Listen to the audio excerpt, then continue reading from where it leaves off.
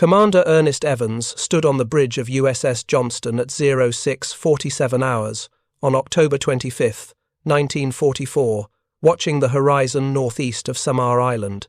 The 36-year-old destroyer captain from Oklahoma had been at sea for 51 weeks since Johnston's commissioning, and the Pacific War had taught him that quiet mornings rarely stayed quiet.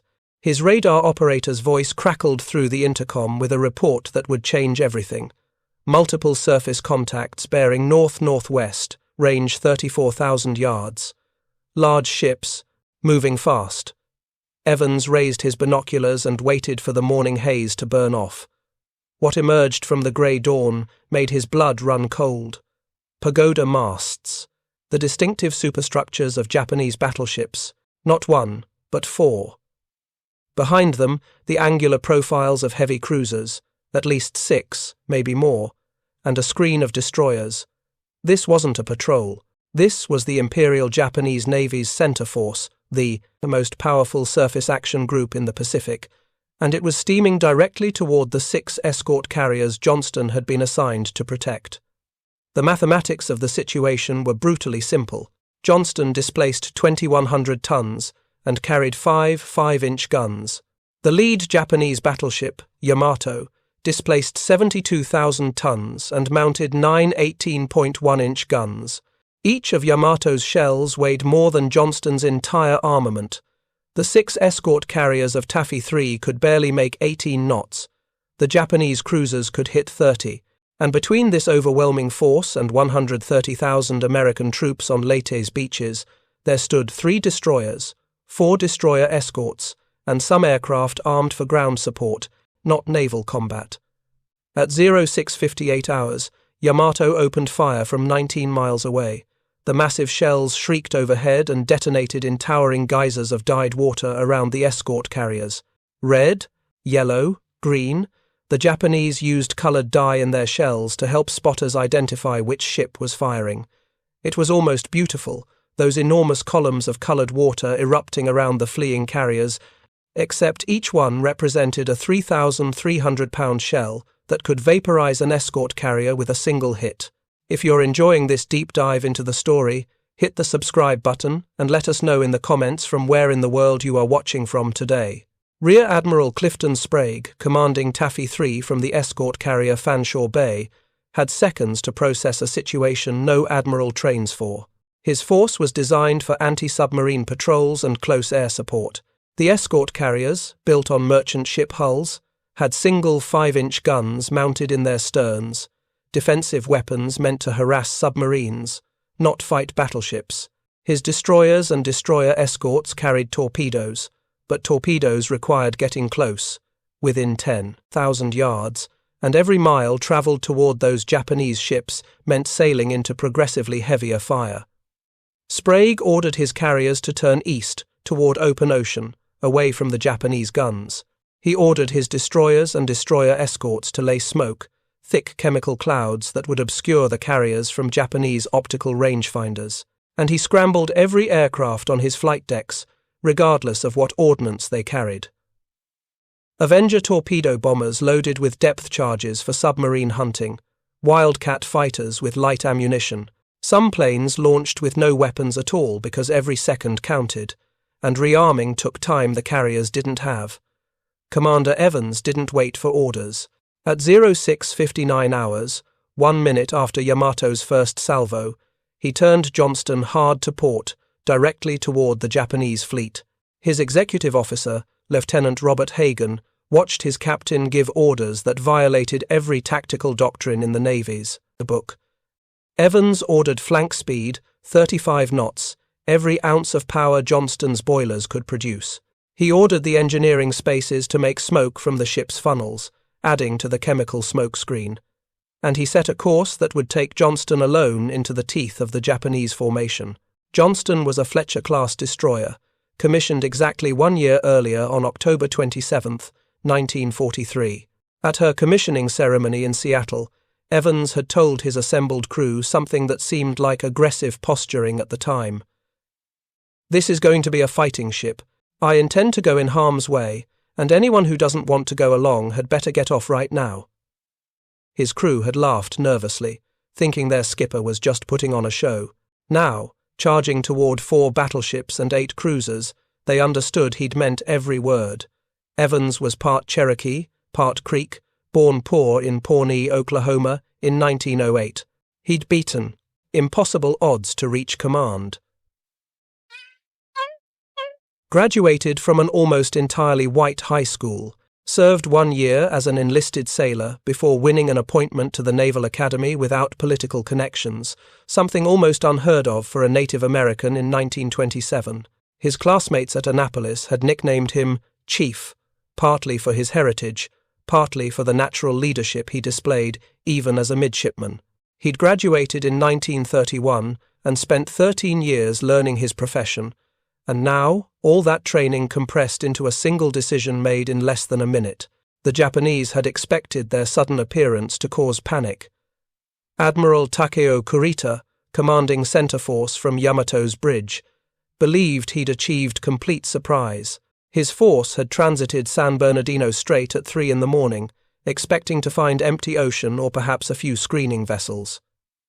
When his lookouts spotted masts on the horizon at dawn, Kurita assumed he'd stumbled onto Admiral Halsey's Third Fleet, the main American carrier task force. His intelligence was wrong. Halsey had taken the bait, pursuing Japanese carriers to the north, leaving only the 3 Taffy groups, escort carriers designed for support operations, to guard the northern approach to Leyte Gulf. Kurita ordered general pursuit. His battleships and cruisers, arranged in anti-aircraft formation during the night transit, broke formation and raced toward what they believed were fleet carriers. The order created chaos in the Japanese formation. Ships accelerated at different rates. Heavy units spread out, losing the coordinated fire control advantage they'd have maintained in proper battle formation. Kurita had superior numbers and firepower, but he'd sacrificed coordination for speed, assuming his overwhelming advantage made doctrine irrelevant. Johnston raced toward this confused enemy formation at flank speed, her wake a white slash across dark water. Evans ordered his gunnery officer to open fire at maximum range with the 5-inch guns. The shells couldn't penetrate heavy armor, but they could damage superstructures, knock out fire control radars, kill exposed personnel. Johnston's guns began hammering out rounds as fast as her crews could load them, 40 rounds per minute per gun, 200 shells every minute flying toward the Japanese force. The heavy cruiser Kumano took notice. Her 8-inch guns began tracking Johnston, range 25,000 yards and closing. Evans watched the splashes walk toward his ship. Kumano's gunnery was good, their optical rangefinders calculating Johnston's course and speed, their shells landing progressively closer. Evans ordered his helmsman to chase splashes, steering toward where shells had just hit, gambling that Japanese gunners wouldn't fire at the same spot twice before adjusting their aim. The tactic worked for precious minutes, letting Johnston close the range while staying ahead of Kumano's fire. At 0710 hours, Johnston reached 10,000 yards from the Japanese formation. This was torpedo range. Evans ordered a spread often Mark 15 torpedoes, Johnston's entire load, fired at Kumano. The torpedoes left their tubes at 46 knots, running straight and true.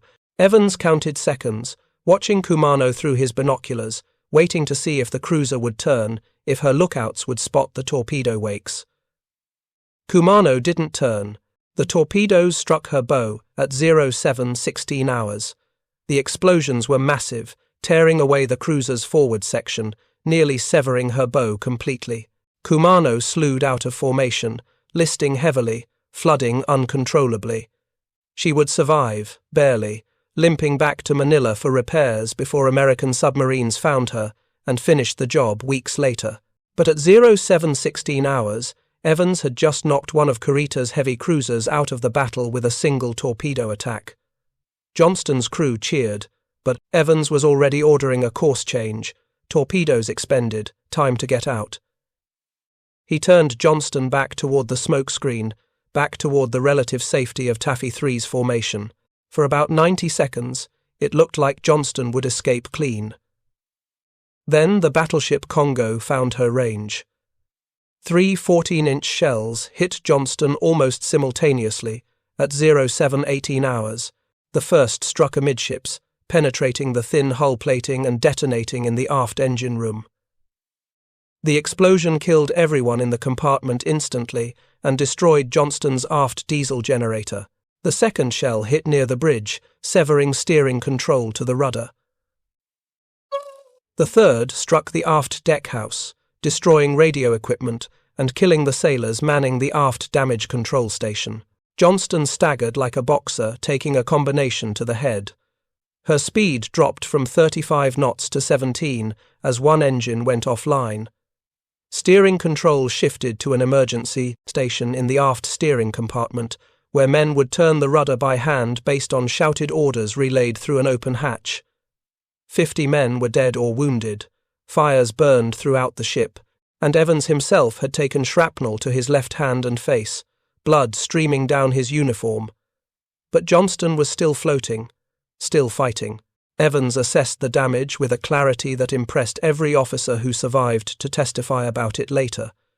He couldn't make flank speed anymore, couldn't maneuver quickly, but his forward guns still worked, his fire control radar still functioned, and his crew still responded to orders. He brought Johnston back into formation with the other destroyers, ready for whatever came next. The battle off Samar had been raging for exactly 21 minutes. Johnston had launched the first American torpedo attack, scored the first hit on a major Japanese warship, and absorbed damage that would have sent most ships running for safety. Evans had no intention of running anywhere. Behind him, 6 escort carriers were fleeing south, launching aircraft, firing their single-stern 5-inch guns at pursuing cruisers. Around him, the destroyers Hole and Heermann were beginning their own torpedo runs. And bearing down from the north came the rest of Kurita's force. 4 battleships, 7 remaining cruisers, and 11 destroyers, all closing for the kill. What Evans understood, what every man in Taffy 3's screening force understood, was that time mattered more than survival. Every minute the destroyers could delay the Japanese, every course change they could force on those battleships and cruisers, meant more minutes for the escort carriers to escape, more time for American aircraft to launch attacks, more time for reinforcements to arrive. If reinforcements existed, Admiral Thomas Kinkaid's 7th Fleet was engaged to the south, fighting what would become the Battle of Surigao Strait. Admiral Halsey's 3rd Fleet was 300 miles north, chasing Japanese carriers. Taffy 3 was alone. The Japanese had committed a fundamental error in their pursuit. Kurita had ordered General Chase, releasing his ships to pursue individual targets at maximum speed rather than maintaining formation. This maximized his speed advantage, but it also meant his ships weren't covering each other, weren't coordinating their fire, weren't screening the battleships from destroyer attacks. The American destroyers, outnumbered and outgunned, could exploit these gaps because they were fighting as a coordinated force, while the Japanese were fighting as individuals. At 07:42 hours, 26 minutes after the first Japanese shells fell, Admiral Sprague ordered his destroyer escorts to attack. The Little Wolves, tiny ships displacing only 1,300 tons, began their own torpedo runs. Samuel B. Roberts, Dennis, Raymond, John C. Butler, these were vessels designed for escort duty, anti-submarine patrols, convoy protection. Now they were charging battleships. The audacity of it, the sheer impossibility of destroyers and destroyer escorts attacking the most powerful battleship ever built, created psychological effects on the Japanese that no one could have predicted. Kurita, watching from Yamato's bridge, saw destroyers and destroyer escorts emerging from smoke screens, launching torpedoes, firing their guns, then disappearing back into the smoke. He saw his cruiser Kumano crippled. He saw his ships maneuvering violently to avoid torpedo spreads, and he saw wave after wave of American aircraft, attacking with whatever weapons they carried. Some dropped depth charges, weapons designed for submarines, on battleships. Others made dry runs, swooping down without releasing anything, just forcing Japanese gunners to fire, to waste ammunition, to stay focused on air threats instead of surface targets. The confusion in Kurita's mind grew with each passing minute. He'd been told the American carriers were fleeing. But carriers didn't fight back this aggressively.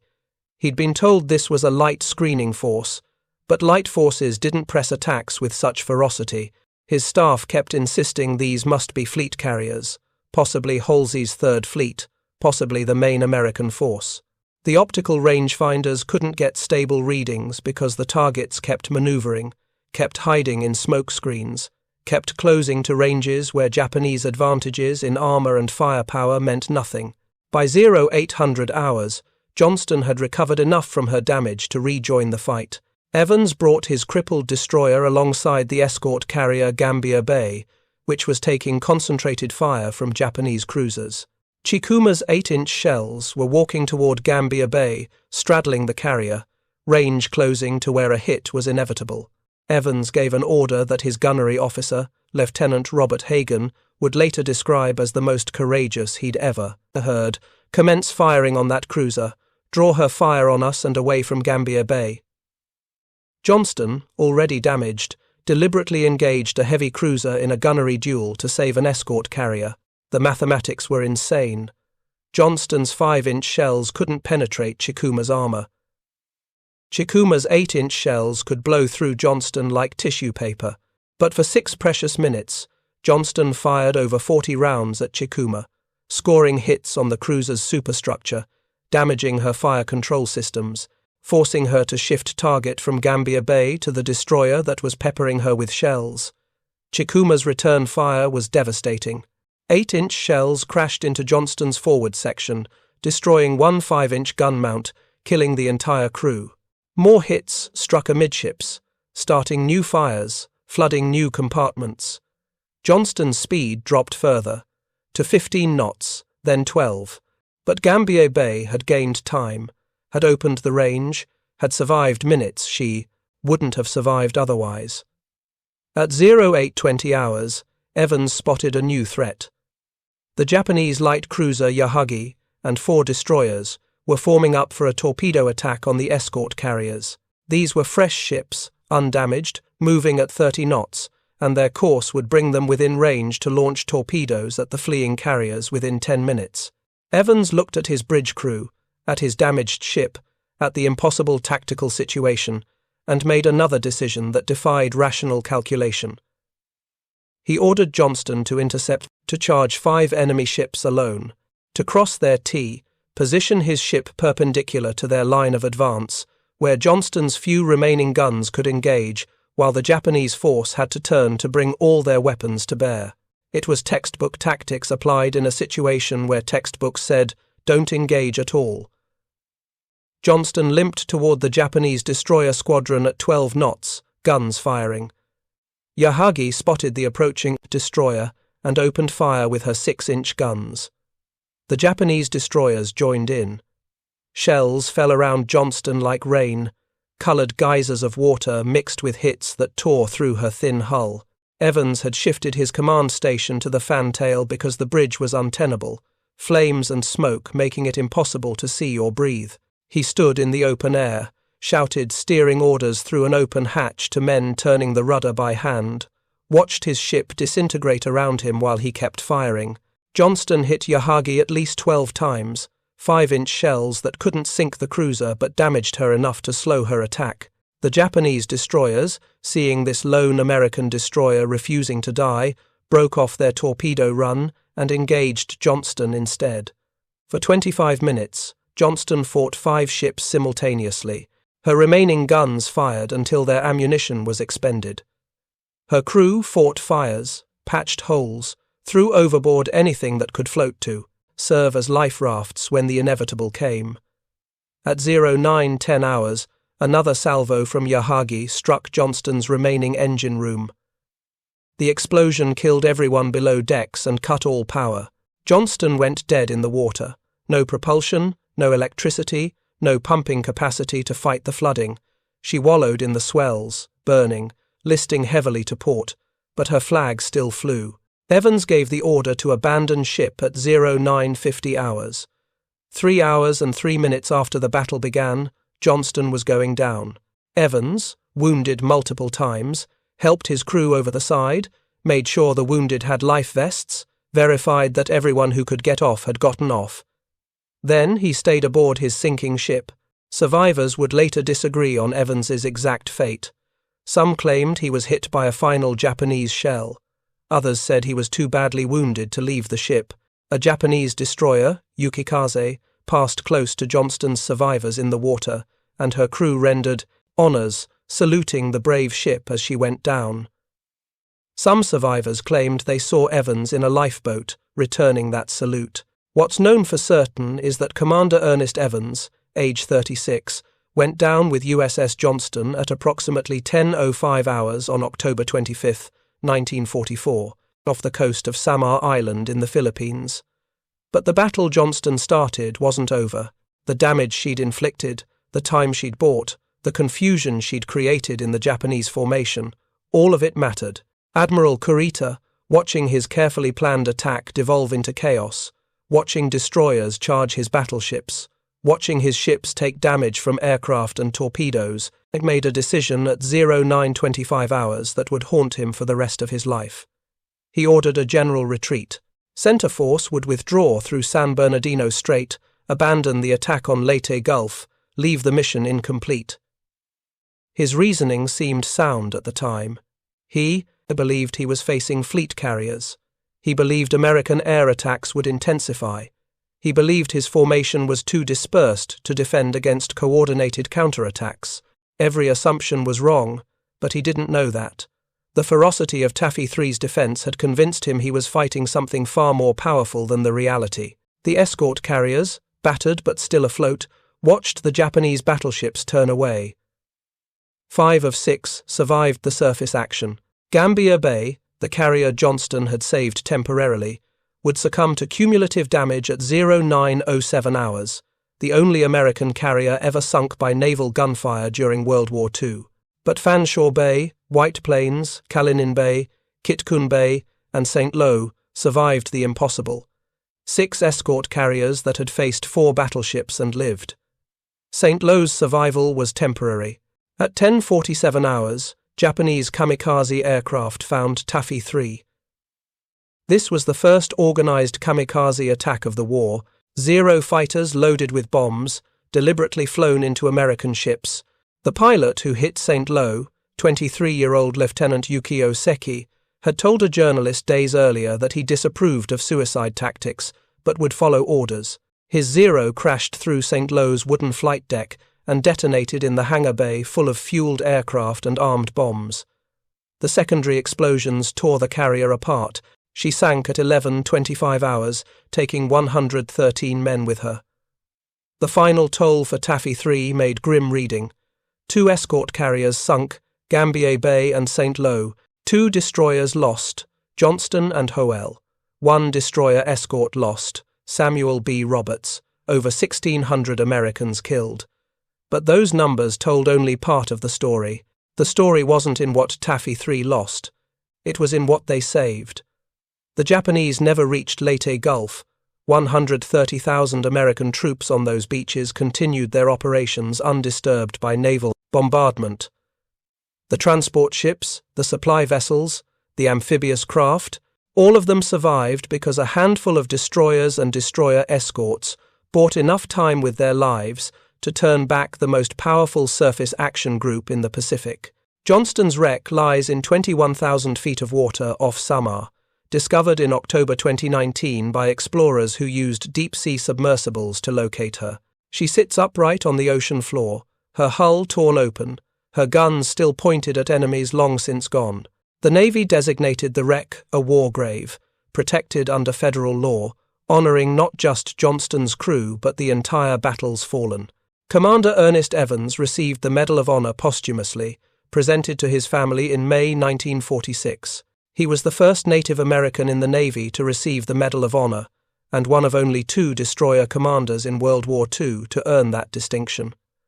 The citation read in part, "Undaunted by damage, sustained under the terrific volume of fire, he unhesitatingly joined others of his group to provide fire support during subsequent torpedo attacks against the Japanese, out-shooting and out-maneuvering the enemy as he consistently interposed his vessel between the hostile fleet units and our carriers, battled furiously until Johnston, burning and shuddering from a mortal blow, lay dead in the water after 3 hours of fierce combat. The words captured tactics but missed the essence. What Evans had done wasn't about following doctrine or executing pre-planned strategies. He'd made decisions in real time under impossible pressure, decisions that required understanding not just naval tactics but human psychology, enemy behavior, the material capabilities of his ship, and the limits of his crew. Most critically, he'd understood that success didn't mean survival. Success meant accomplishing the mission, and the mission was protecting those escort carriers regardless of the cost. The survivors of USS Johnston floated in the Philippine Sea for over 48 hours before rescue ships found them. Of the 327 men who'd been aboard when the battle started, only 141 survived. The rest had gone down with the ship, been killed by Japanese fire, or succumbed to wounds, exhaustion, and shark attacks during those 2 terrible days in the water. Lieutenant Robert Hagen, Johnston's executive officer, had been blown off the bridge when a shell exploded nearby. He'd watched his ship sink from the water, watched Commander Evans refuse to leave, watched the Japanese destroyer Yukikaze render honors as she passed. Hagen would spend months in hospitals recovering from his wounds, then spend years testifying about what Evans had done, ensuring the Navy understood that Johnston's attack wasn't reckless suicide, but calculated aggression designed to achieve specific tactical objectives. The distinction mattered because military history tends to romanticize last stands without analyzing whether those stands accomplished anything beyond dramatic sacrifice. The charge of the Light Brigade, Custer's last stand, Thermopylae. History remembers these actions for their courage, but courage without effect is just death. What separated Johnston's attack from futile gestures was that it worked. The torpedo run achieved its purpose, the carriers escaped, the invasion fleet survived, and the Japanese center force, despite overwhelming superiority, retreated in confusion.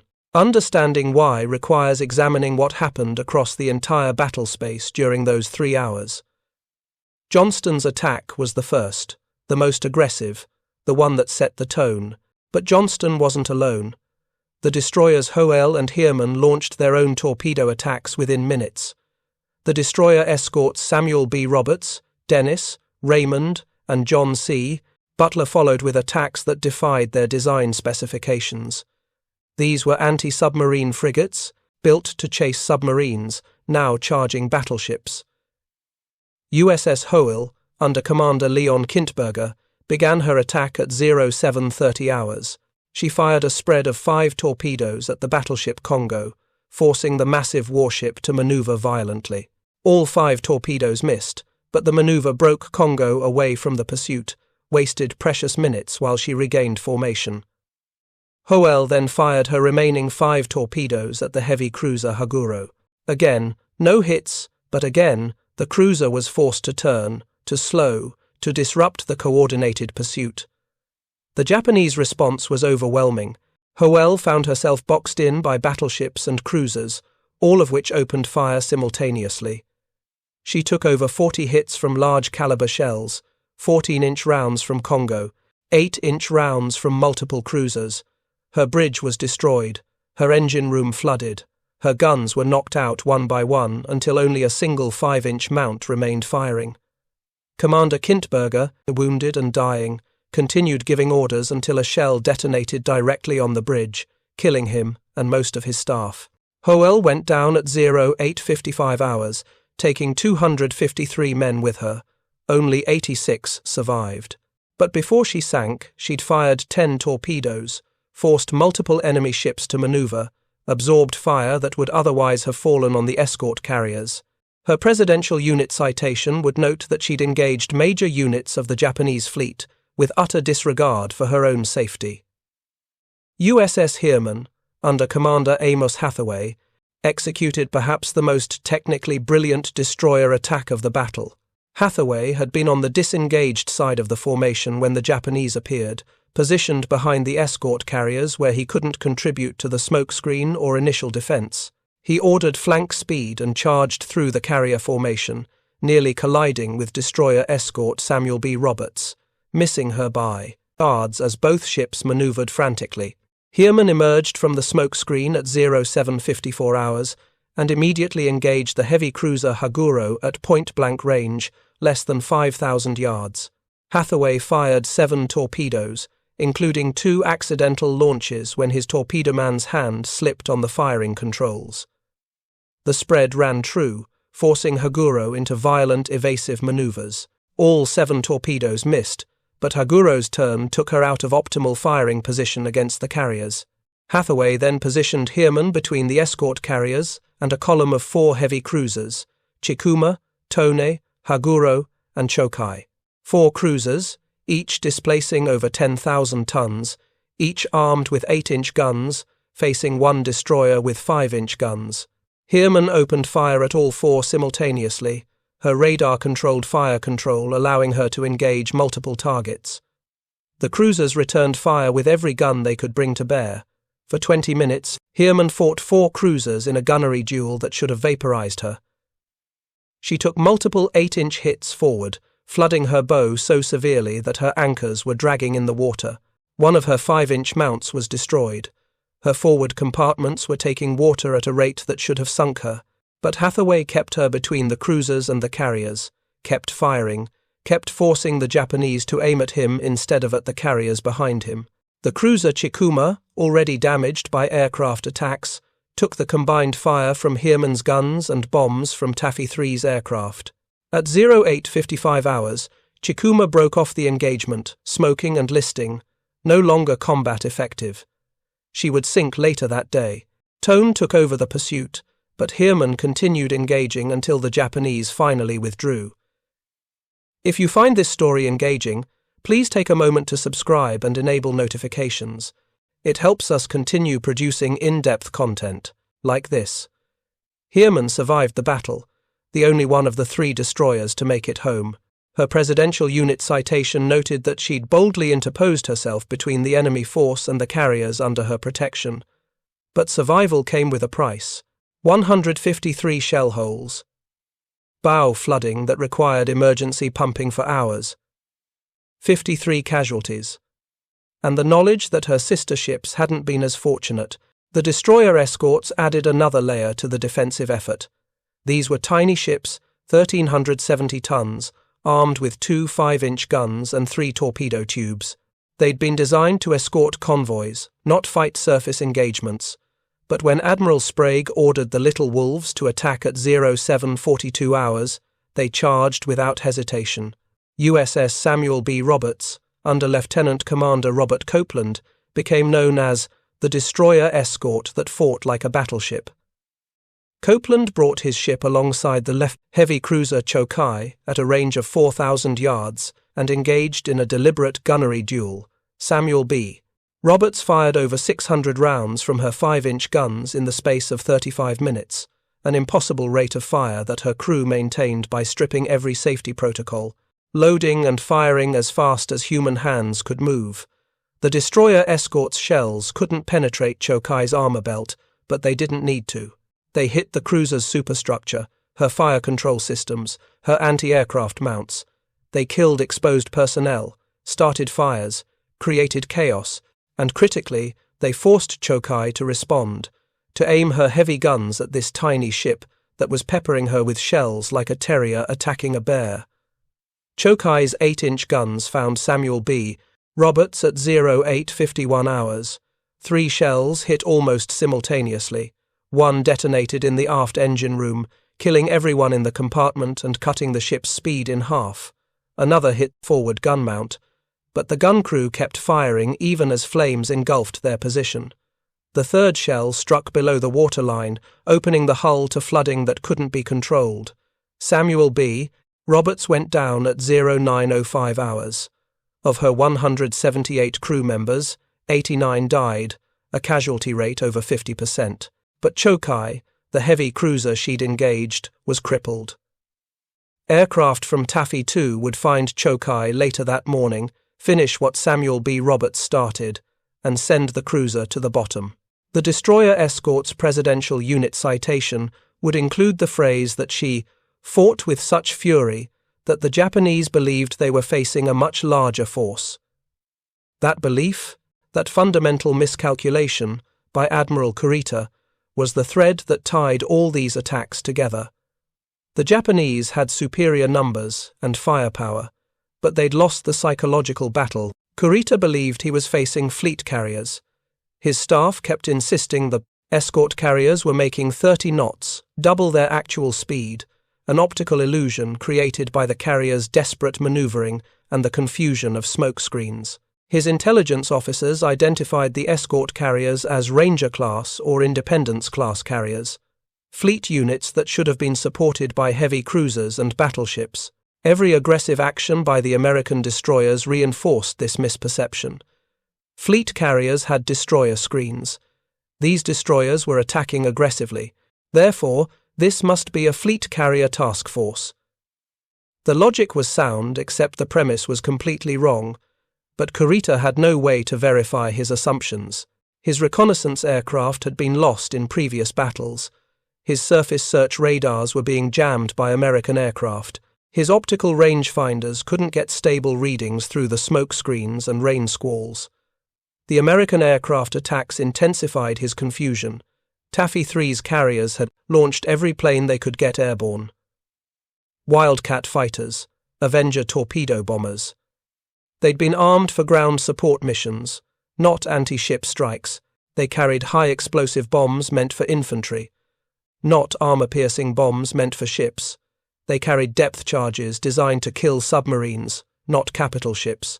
But they attacked anyway, with whatever they had, and when their ordnance was expended, they made dry runs, diving on Japanese ships without releasing anything, just forcing the gunners to track them, to shoot, to waste ammunition. The psychological effect of constant air attacks couldn't be quantified, but it was real. Japanese sailors on those battleships and cruisers had to divide their attention between surface targets and air threats. Japanese fire control directors had to track both the fleeing carriers and the aircraft swarming overhead, and Japanese commanders had to wonder why, if this was a light screening force, the air attacks were so persistent and coordinated. Lieutenant Paul Garrison, flying an Avenger from the escort carrier Kitkun Bay, made 18 attack runs on Japanese ships during the battle. 18 times he dove on battleships and cruisers, releasing bombs, depth charges, eventually nothing at all, just flying directly at the ships to draw fire away from his carrier. His aircraft took multiple hits from anti-aircraft fire. His radio operator was wounded, but he kept attacking because stopping meant the Japanese could concentrate their fire on the carriers. Fighter pilots from all 6 escort carriers flew similar missions. Commander William Sample, commanding the fighter squadron on Fanshawe Bay, organized attacks on the battleship Yamato that forced the massive ship to maneuver so violently she lost formation with the rest of center force. Yamato's captain, Rear Admiral Morishita Nobue, later reported that the air attacks were so intense he believed he was facing coordinated strikes from multiple fleet carriers. The escort carriers themselves contributed to the defense in ways that surprised everyone, including their own crews. These were merchant ship hulls with flight decks welded on top. They'd been designed as floating airfields, not combat vessels. Their single 5-inch guns, mounted in the stern as anti-submarine weapons, were defensive armaments with a maximum range of 7 miles. But when Japanese cruisers closed to within gun range, the escort carriers opened fire. USS White Plains engaged the heavy cruiser Chokai at a range of 6,000 yards. Her single 5-inch gun, firing from the stern while the carrier fled at maximum speed, scored at least 6 hits on the pursuing cruiser. None penetrated armor, but they damaged topside equipment, started fires, contributed to the cumulative damage that eventually forced Chokai to break off. The image of an escort carrier exchanging fire with a heavy cruiser would have been laughable if proposed as a tactical scenario in peacetime training. In actual combat, it happened, and it worked. USS Kalinin Bay took the heaviest damage of any surviving escort carrier. She was hit by 15 shells from battleships and cruisers, suffering casualties of 5 killed and 55 wounded. Her flight deck was holed. Her engine room took near misses that buckled plates and caused flooding. But her crew kept her moving, kept launching aircraft, kept fighting back with her single gun until the Japanese finally withdrew. Admiral Kurita's decision to retreat at 09:25 hours came after 3 hours of this unrelenting chaos. His staff had reported 1 cruiser sunk, Kumano, and 2 more heavily damaged, Chikuma and Chokai. His formation was dispersed across miles of ocean. His battleships had expended massive amounts of ammunition chasing targets they couldn't seem to hit through the smoke screens, and the air attacks weren't stopping. If anything, they were intensifying as aircraft from Taffy 2, 30 miles south, joined the battle. Kurita's operational orders had been clear: destroy the American landing forces at Leyte Gulf, but his tactical situation was deteriorating. He believed he was fighting fleet carriers, which meant Halsey's Third Fleet must be nearby. If he pressed into Leyte Gulf, he'd be trapped between Halsey's returning carriers and Kincaid's Seventh Fleet. His ships were scattered, his ammunition expenditure was high, and he'd lost the element of surprise. The decision to withdraw made tactical sense based on the information he had. That information was almost entirely wrong, but he didn't know that until after the war, when he read American accounts and realized he'd faced escort carriers and destroyers, not fleet carriers and cruisers. The irony was that if Kurita had pressed his attack, he probably could have destroyed all 6 escort carriers and ravaged the landing forces at Leyte Gulf, but doing so would have left his center force exposed to counterattack. American submarines prowled these waters. American aircraft from land bases on Leyte were becoming operational, and Halsey's Third Fleet, once recalled, could have caught center force in Leyte Gulf and destroyed it completely. Kurita would have accomplished his mission, but his entire force would have been sacrificed. Military historians still debate whether Kurita made the right decision. Some argue he abandoned a strategic objective for tactical caution. Others argue he preserved his force for future operations. What's undebatable is that the ferocity of Taffy 3's defense influenced his thinking. The aggressive destroyer attacks, the persistent airstrikes, the unexpected resistance from ships that should have been fleeing in panic, all of it shaped Kurita's perception of the tactical situation. And perception, in combat, drives decisions as much as reality. The battle off Samar officially ended when the last Japanese ships disappeared over the horizon at 09:35 hours. But for Taffy 3's survivors, the ordeal wasn't over. Approximately 2,000 men were in the water, survivors from Johnston, Howell, Samuel B. Roberts, and Gambier Bay. The Navy's rescue operations were delayed by continuing kamikaze attacks and confusion about ship positions. Many survivors floated for 2 full days before rescue ships found them. The sharks came on the first night. Philippine waters hosted numerous shark species, including tigers and bulls, aggressive predators attracted by blood from wounded men. The survivors formed groups, linked arms, tried to stay together. Men who drifted away alone rarely survived. The sun during daylight hours caused severe dehydration. The cold at night induced hypothermia. And the psychological strain of floating in open ocean, waiting for rescue that might never come, broke some men completely.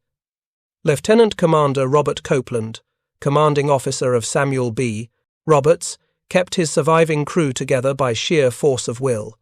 He organized them, and into groups, assigned leaders, established procedures for distributing the limited food and water from emergency rafts. He led prayers, told jokes, kept talking to prevent men from giving up. Of the 89 survivors who made it off Samuel B. Roberts, 86 survived the 2 days in the water, a remarkably high percentage attributed directly to Copeland's leadership. Survivors from Johnston had no such organized structure. Commander Evans was gone, most of the officers were dead or severely wounded, and the crew scattered across miles of ocean. Individual groups survived based on luck and determination. Some found debris fields with floating rations, others had nothing but their life jackets.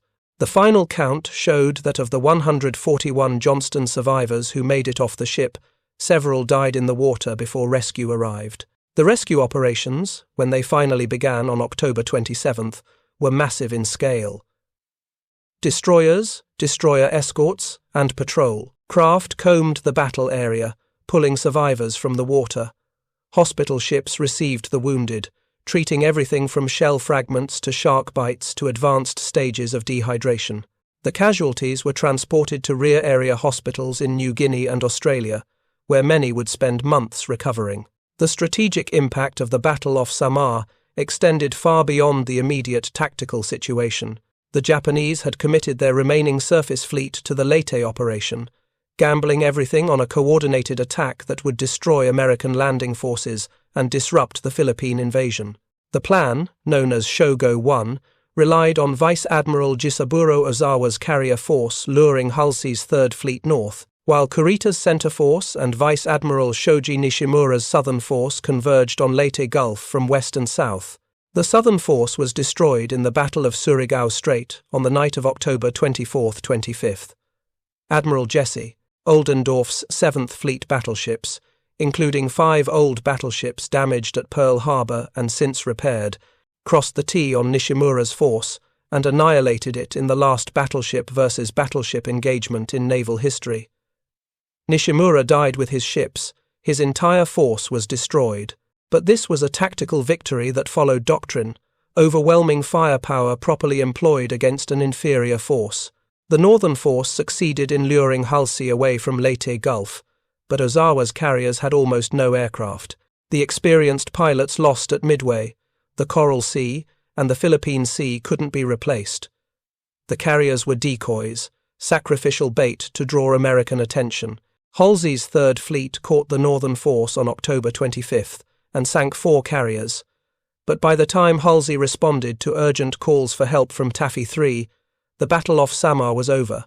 Only Center Force had the strength to accomplish the strategic objective, and Center Force failed because escort carriers and destroyers convinced Admiral Kurita he was facing something far more powerful than reality.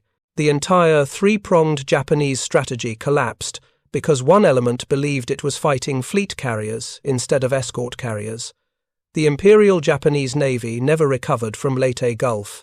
They'd committed nearly every operational surface combatant to the operation, and they'd lost 28 major warships, including 4 carriers, 3 battleships, 10 cruisers, and 11 destroyers. The losses weren't just in hulls and tonnage. They were in trained crews, experienced officers, operational expertise accumulated over decades. The Japanese merchant marine, already strangled by American submarine warfare, lost its naval protection. Japanese industry lost access to raw materials from Southeast Asia, and Japanese strategic planning shifted from offensive operations to desperate defensive measures. American losses at Leyte Gulf totaled 7 ships, including 1 fleet carrier, Princeton, lost to land-based aircraft on October 24th, and the 6 ships lost in the battle off Samar. The disparity in losses, 7 American ships versus 28 Japanese, made Leyte Gulf the most lopsided naval victory in American history. But those numbers obscured the human cost concentrated in one small task force, Taffy. 3 lost 1,583 men killed, more casualties than the American Navy suffered at the Battle of Midway. Most of those deaths occurred on the destroyers and destroyer escorts, ships that charged into overwhelming enemy fire knowing they probably wouldn't survive. The casualty rate on Johnston was 57%, on Hoel it was 75%, on Samuel B. Roberts it was 50%. These were among the highest casualty rates experienced by any American naval units in World War II. The awards and citations came later, after the wounded had recovered, after the inquiries had been completed, after the strategic significance had been assessed.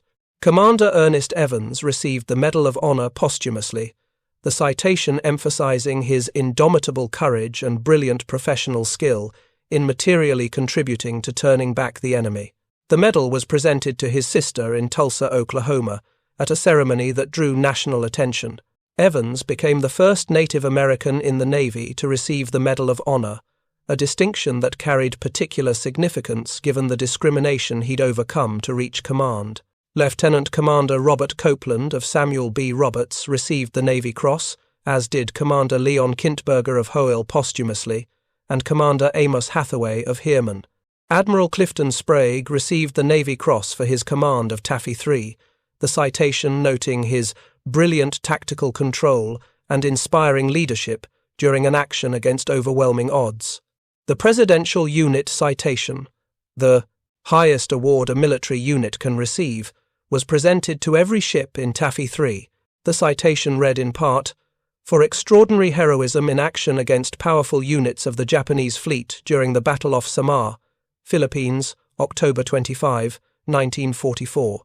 The officers and men of Task Unit 77.4.3 fought their small ships with such fury that the Japanese believed they were facing a much larger force and eventually withdrew." That final phrase captured the essence of what happened off Samar. The Japanese believed, belief shaped their decisions, and their decisions were based on perceptions created by aggressive action, not actual force ratios. This was the lesson that transcended the specific tactical details. Superior numbers and firepower don't guarantee victory if the inferior force fights with such ferocity that the enemy miscalculates the situation. The Navy incorporated lessons from Samar into post-war doctrine. The importance of aggressive action even when outnumbered, the psychological impact of coordinated attacks from multiple vectors, the value of screening forces that don't just screen but actively engage threats. The Fletcher-class destroyers, of which Johnston was one, became the template for post-war destroyer design. Their radar-controlled guns, their speed, their torpedo armament, all proven effective at Samar, influenced American destroyer development for decades. But doctrine and design lessons weren't what the survivors remembered. They remembered men. Commander Evans shouting steering orders through an open hatch while his ship burned around him. Commander Kintberger continuing to give orders after being mortally wounded. Lieutenant Commander Copeland keeping his crew alive in the water for 2 days. Gunners' mates firing 5-inch guns until the barrels glowed red. Enginemen staying at their posts when compartments flooded. Radiomen transmitting contact reports knowing they wouldn't survive, to hear the response. The post-war reunions of Taffy 3 survivors became annual events. Men who'd served on different ships, who'd never met during the actual battle, came together to honor those who hadn't come home. They established scholarships for the children of the fallen. They erected memorials at naval bases. They testified before Congress about the importance of maintaining a strong navy.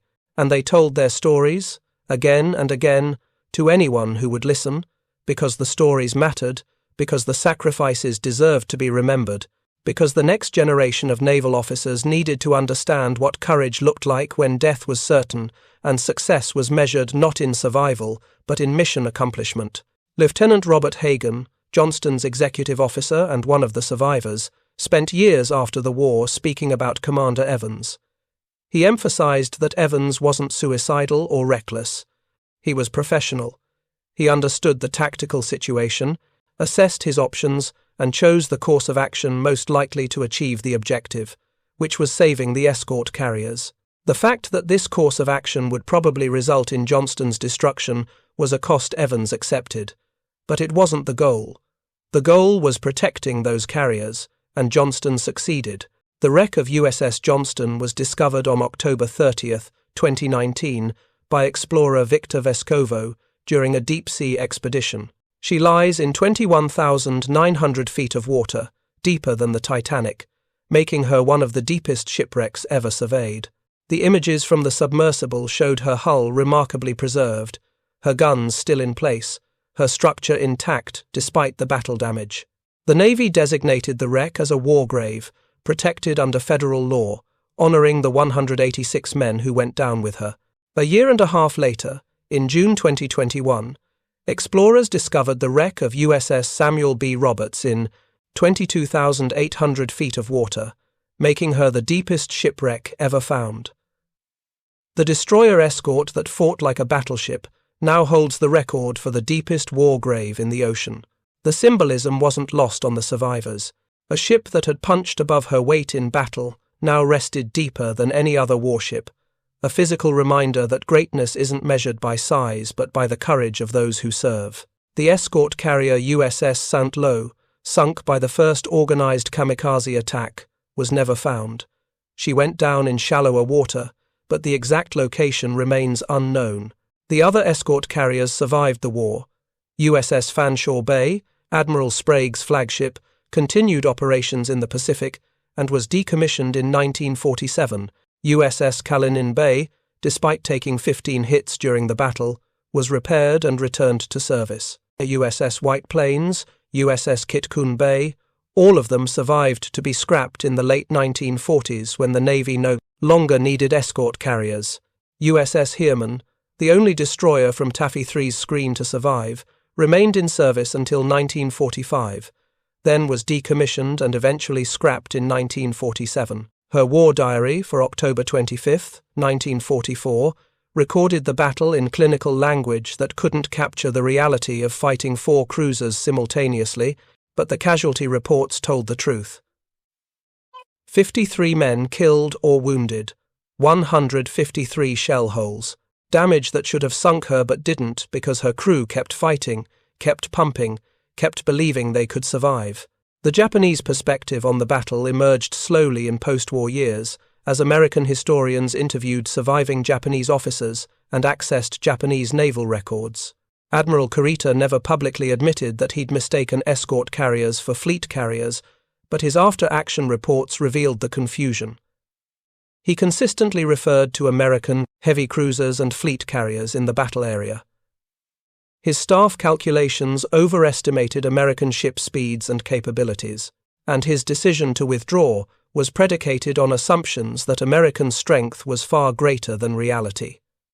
Vice Admiral Matomi Ugaki, who commanded Battleship Division 1 under Kurita, wrote in his diary that the Americans fought with unexpected ferocity and that the destroyer attacks were suicidally aggressive.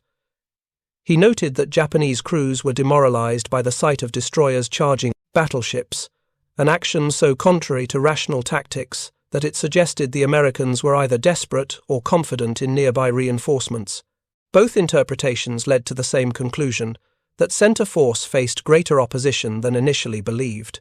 The heavy cruiser Kumano, crippled by Johnston's torpedoes in the opening minutes of the battle, survived the war despite multiple subsequent attacks.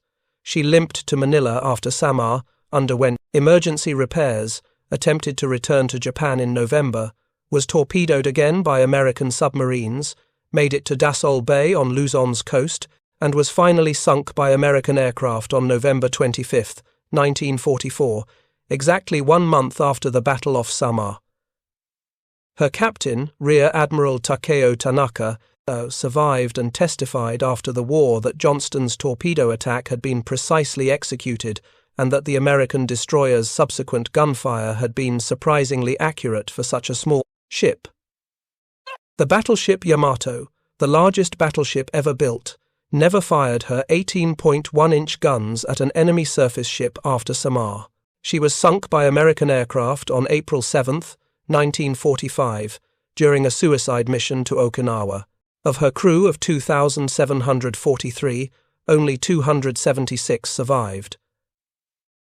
Admiral Ito Seiichi, commanding the operation, went down with his ship.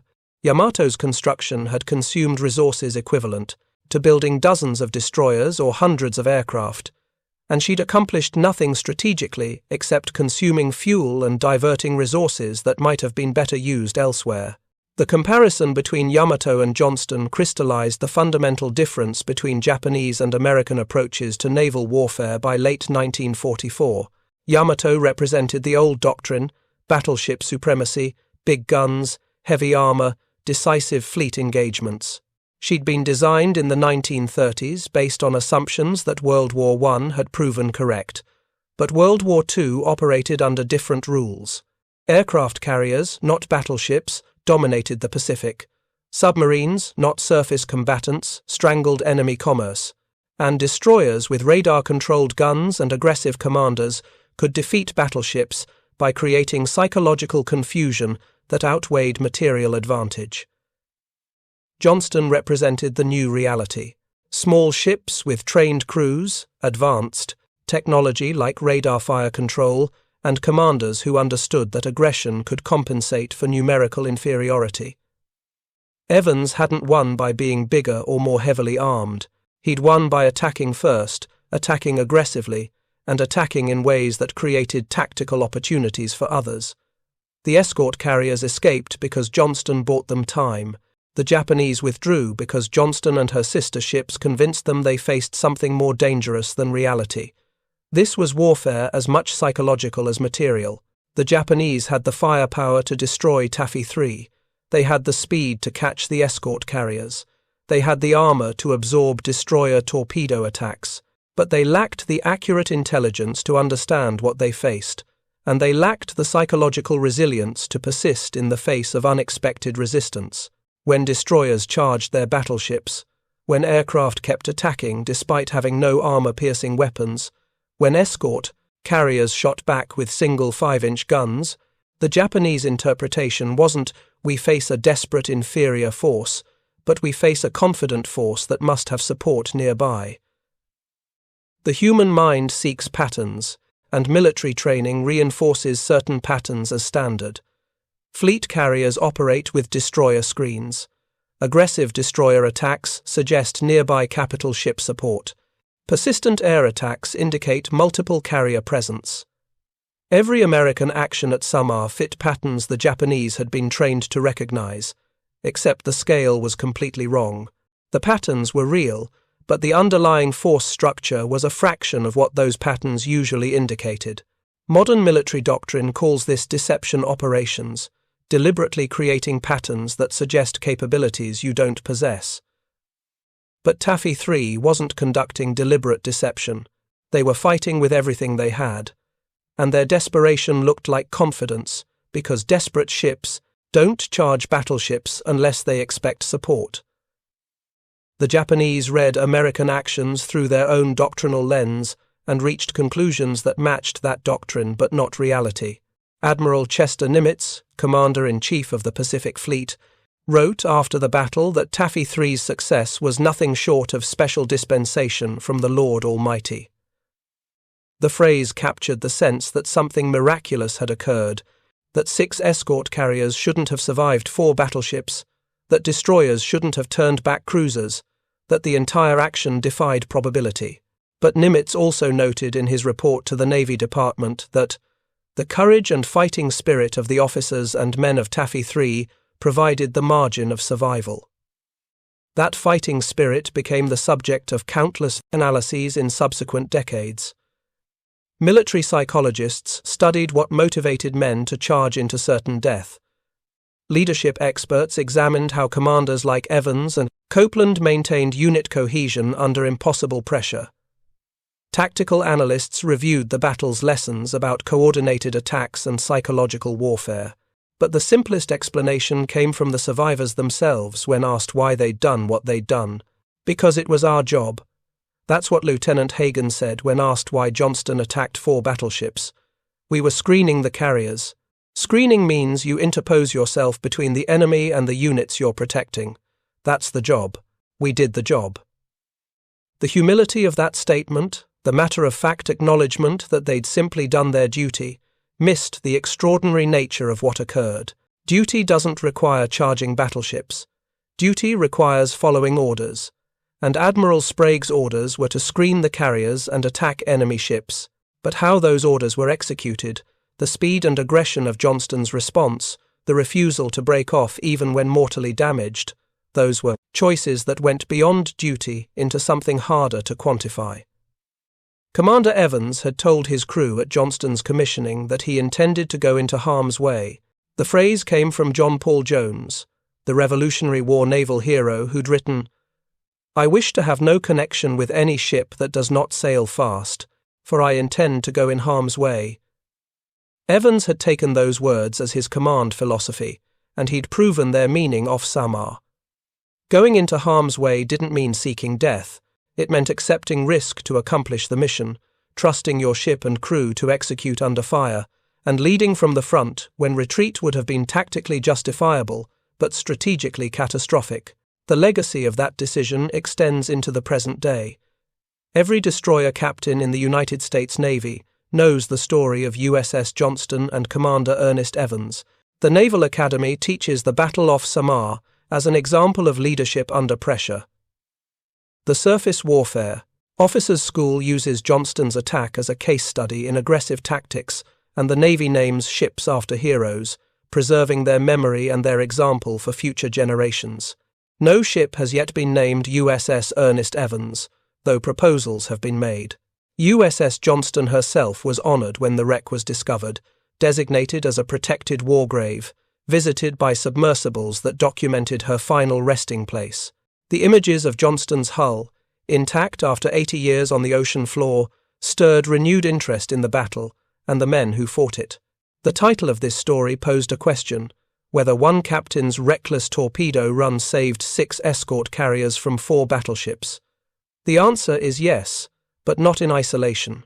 Evans's attack was the first, the most aggressive, the one that established the pattern. But Johnston didn't fight alone. Howell and Heermann launched their own attacks. Samuel B. Roberts and the other destroyer escorts followed. The escort carriers launched their aircraft and fought back with their guns. And all of it together, the coordinated defense by ships that weren't designed for surface combat, created the psychological conditions that convinced Admiral Kurita to retreat. Was it reckless? By conventional standards, charging 4 battleships in a destroyer qualifies as reckless. But reckless implies careless disregard for consequences, and Evans wasn't careless. He understood the consequences, he accepted them, and he executed a tactical plan designed to maximize the chance that the escort carriers would survive, even if Johnston didn't. That's not recklessness. That's calculated sacrifice in service of a strategic objective. The 6 escort carriers Evans saved continued operations in the Philippines. They launched aircraft that supported the ground campaign on Leyte, provided air cover for subsequent landings, hunted submarines that threatened American logistics. The 130,000 troops on Leyte's beaches continued their mission, liberating the Philippines from Japanese occupation, fulfilling General MacArthur's promise to return. And the trajectory of the Pacific War continued toward inevitable American victory, a trajectory that would have been disrupted, possibly derailed, if center force had reached Leyte Gulf. In the end, the Battle off Samar proved what Evans had believed when he took command of Johnston 1 year before the battle, that a fighting ship with a skilled crew and an aggressive captain could accomplish impossible things. That courage and determination could offset material disadvantages, and that sometimes the mission required going into harm's way, accepting whatever came, trusting that your sacrifice would purchase something valuable for those who survived. Commander Ernest Evans, age 36, died off the coast of Samar Island on October 25, 1944. 186 of his crew died with him, and their sacrifice saved 6 escort carriers from 4 battleships. The title called it reckless, history calls it heroic. The truth is, it was both, and that's what made it effective. Reckless enough to attempt the impossible, heroic enough to succeed. Thank you for watching. For more detailed historical breakdowns, check out the other videos on your screen now, and don't forget to subscribe.